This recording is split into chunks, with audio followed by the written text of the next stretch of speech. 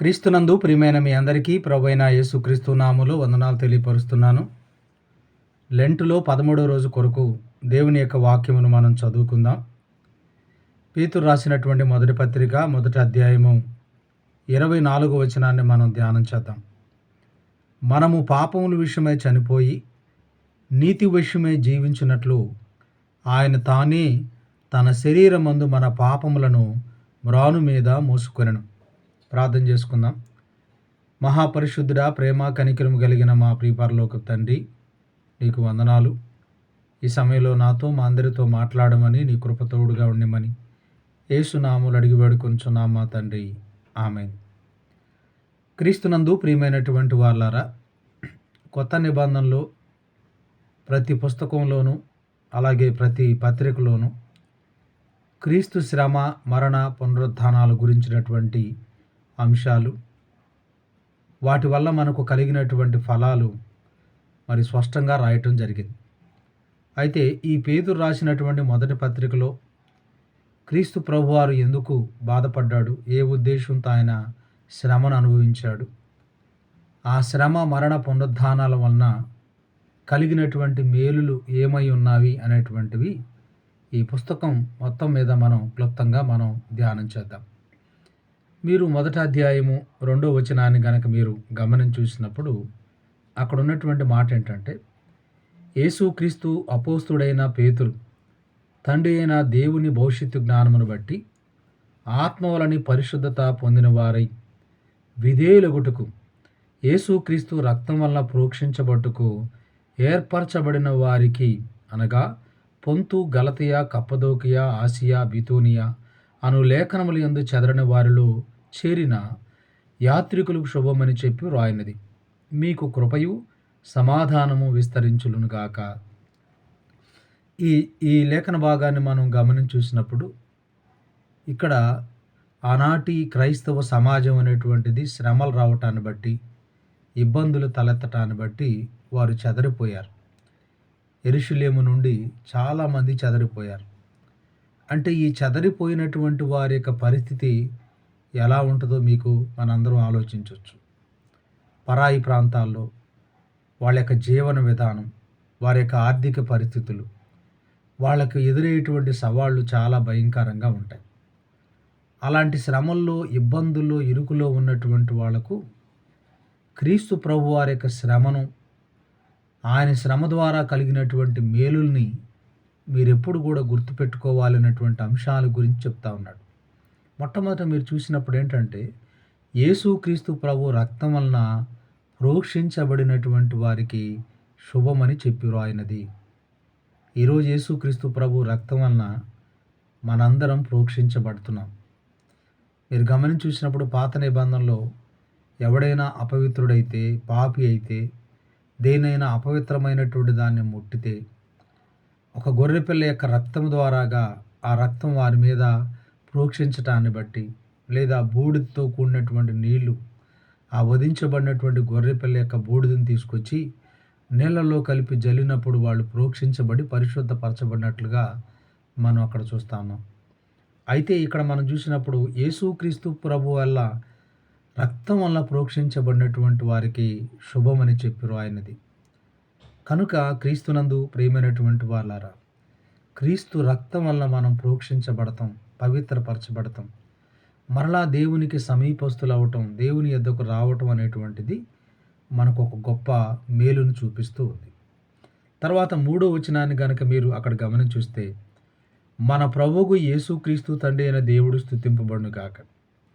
మృతుల్లో నుండి యేసుక్రీస్తు తిరిగి లేచుట వలన జీవముతో కూడిన నిరీక్షణ మనకు కలుగునట్లు, అనగా అక్షయమైనది, నిర్మలమైనది, వాడబారదైన స్వాస్యము మనకు కలుగునట్లు ఆయన తన విశేష కనికరము చొప్పున మనలను మరలా జన్మింపచేశాను. ఇక్కడ మనం గమనించి చూసినప్పుడు యేసుక్రీస్తు ప్రభువారు శ్రమపడి, బాధపడి, మరణించి మృతుల్లో నుండి తిరిగి లేచుట వలన మనకు ఒక నిరీక్షణ వచ్చింది. ఏంటి ఆ నిరీక్షణ అంటే, జీవముతో కూడినటువంటి నిరీక్షణ. కాబట్టి మన నిరీక్షణ వ్యర్థమైంది కాదు, మన ప్రయాస వ్యర్థమైనటువంటిది కాదు. ఆయన చనిపోయి తిరిగి లేచాడు. ఏ ప్రభువునైతే మనం నమ్మామో, ఏ ప్రభువునైతే మనం రక్షకుడిగా అంగీకరించామో, ఏ ప్రభువు యొక్క అడుగుజాడల్లో మనం నడుస్తున్నామో, ఆయన జీవాధిపతి అయినటువంటి ప్రభువు.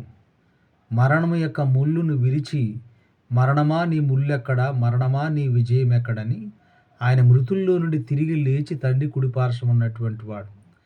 కాబట్టి యేసుక్రీస్తు ప్రభువారు మృతుల్లో నుండి తిరిగి లేపబడటాన్ని బట్టి రోమా 1:6 ప్రకారం ఆయన దేవుని కుమారుడిగా నిరూపింపబడెను. ఆయన మృతుల్లో నుండి తిరిగి లేపబడటాన్ని బట్టి ఆయన జీవించున్నట్లుగా ఆయనందు విశ్వాసం ఉంచేటువంటి వారందరికీ జీవించటానికి, జీవం కలగటానికి కారణమైంది. కనుక యేసుక్రీస్తు ప్రభువారు మృతుల్లో నుండి తిరిగి లేపబడటం వల్ల ఒక గొప్ప నిరీక్షణాజనులుగా, నిరీక్షణ కలిగినటువంటి వారంగా జీవించటానికి ఒక గొప్ప ధైర్యం, గొప్ప ఆనందం. మనం చేసే పని రైట్, పొరపాటు లేనిది. మన ప్రభు సజీవుడు, ఆయన నిన్న నేడు ఒకటే రీతిగా ఉన్నటువంటి ప్రభు అనేటువంటిది ఇక్కడ మనకు అర్థమవుతుంది.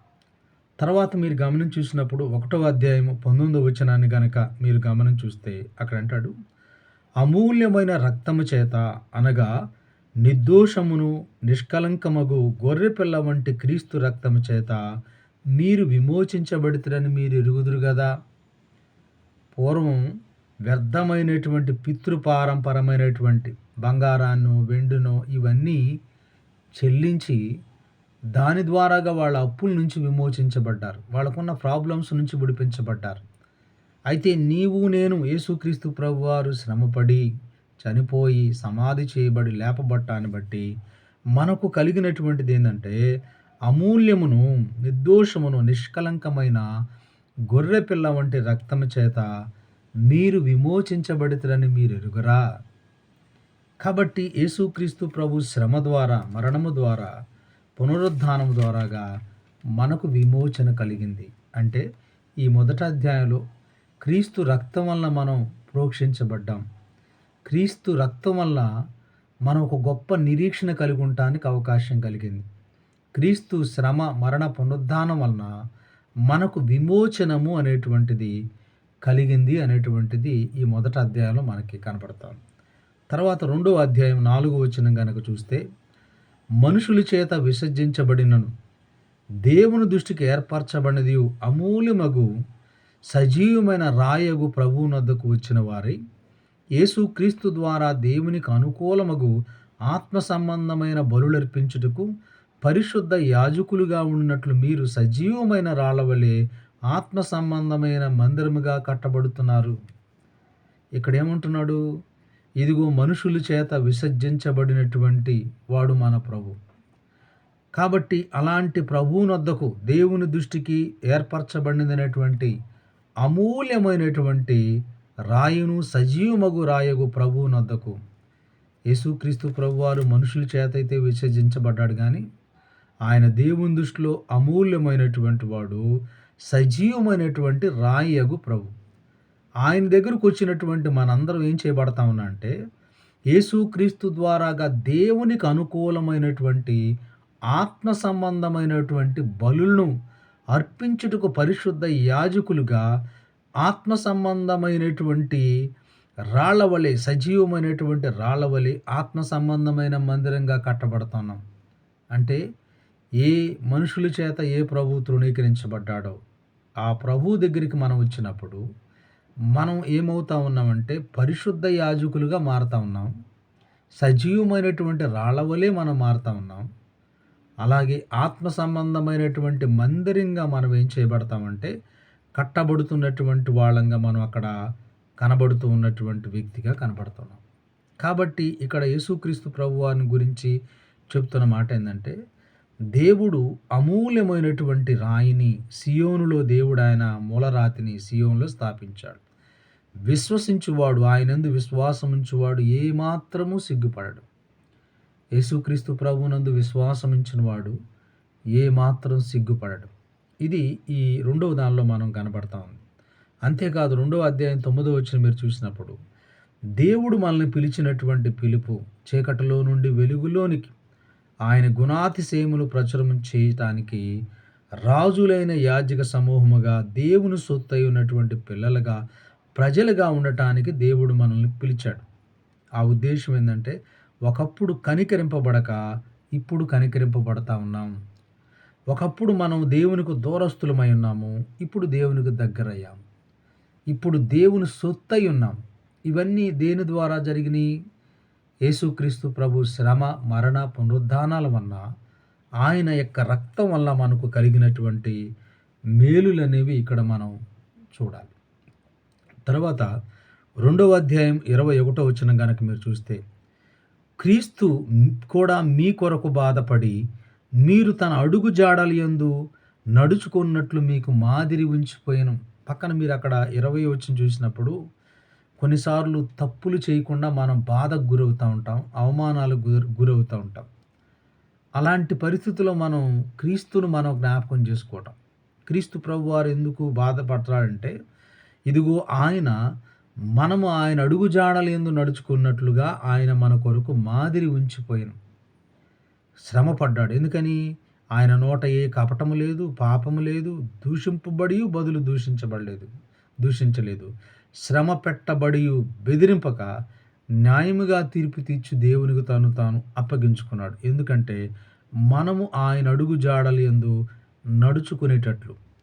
24వ వచనంలో, మనము పాపముల విషయమై చనిపోయి నీతి విషయమై జీవించినట్లు ఆయనే తన శరీరమందు మన పాపములను మ్రాను మీద మోసుకొనెను.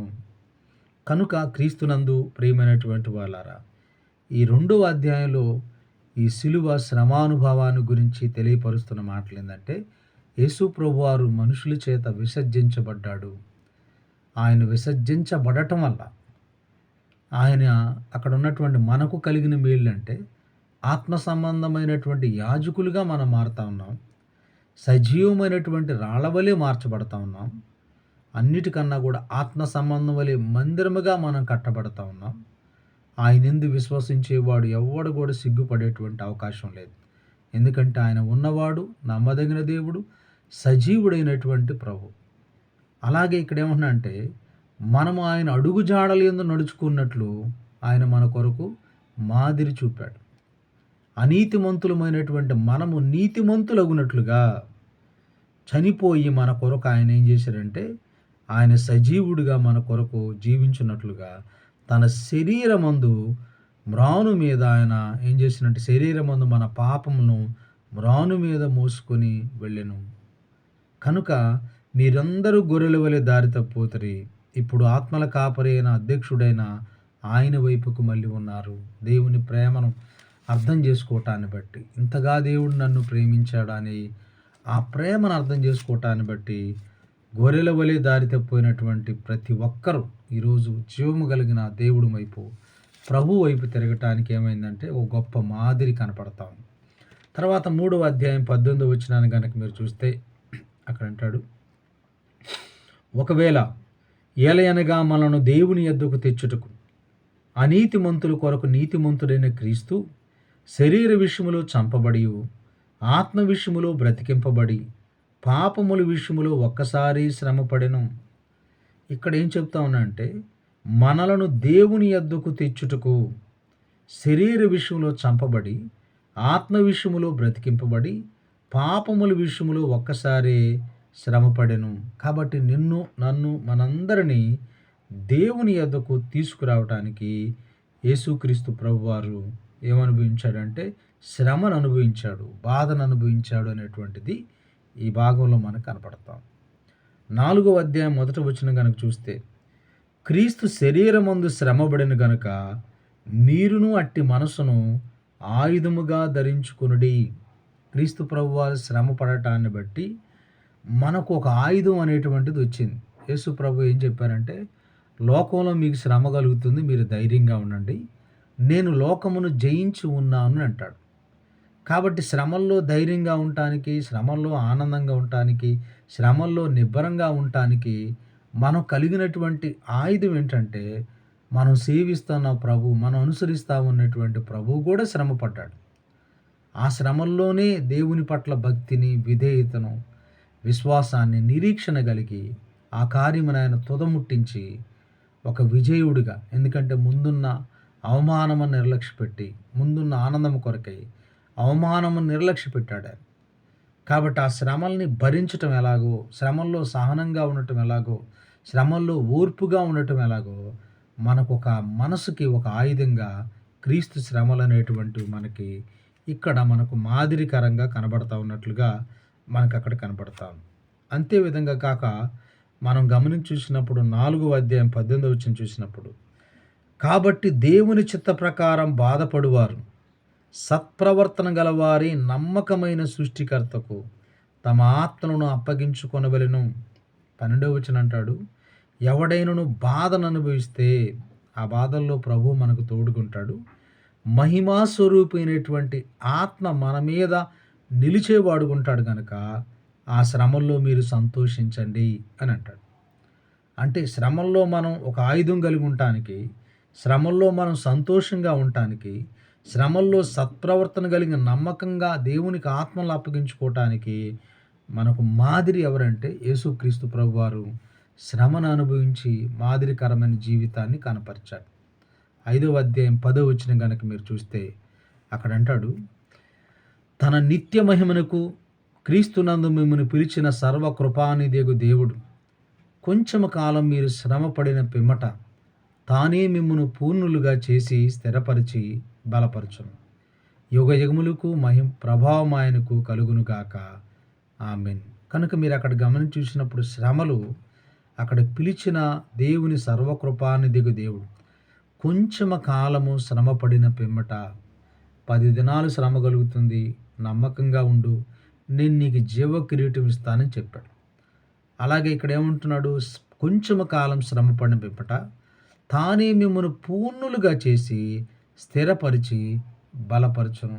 ఎప్పుడైతే మనం శ్రమల్లో క్రీస్తులాగా మనం నమ్మకత్వాన్ని, విధేయతను, స్థిరత్వాన్ని మనం కలిగి ఉంటామో అప్పుడు మనల్ని ప్రభువు పూర్ణులుగా చేసి స్థిరపరిచి బలపరిచేవాడు ఉంటాడు. కాబట్టి ఈ పేతురు రాసిన మొదటి పత్రికలో సంఘానికి శ్రమల్లో ఎలా విశ్వాసాన్ని కొనసాగించాలో, భక్తిని కొనసాగించాలో, శ్రమల్లో దేవునికి ఎంత నమ్మకంగా ఉండాలో, చెదరిపోయినటువంటి వ్యక్తులు వాళ్ళ ఇబ్బందులు రోమన్ గవర్నమెంట్ నుంచి, లేకపోతే యూదుల నుండి, అన్యజనుల నుంచి ఈ శ్రమల్లో వాళ్ళు ఏ విధంగా జీవించాలి, శ్రమల్లో క్రీస్తు యొక్క శ్రమానుభవాన్ని ఏ విధంగా జ్ఞప్తికి తెచ్చుకోవాలి అనేటువంటి అంశాలను ప్రోత్సాహపరుస్తూ పేతురు గారు ఇక్కడ ఈ లేఖ రాయడం జరిగింది. కనుక క్రీస్తునందు ప్రియమైనటువంటి వాళ్ళ మీరు చూస్తే ప్రతి అధ్యాయంలో కూడా క్రీస్తు శ్రమ, మరణ, పునరుద్ధానాలను గురించినటువంటి అంశాలు ఒక విశ్వాసికి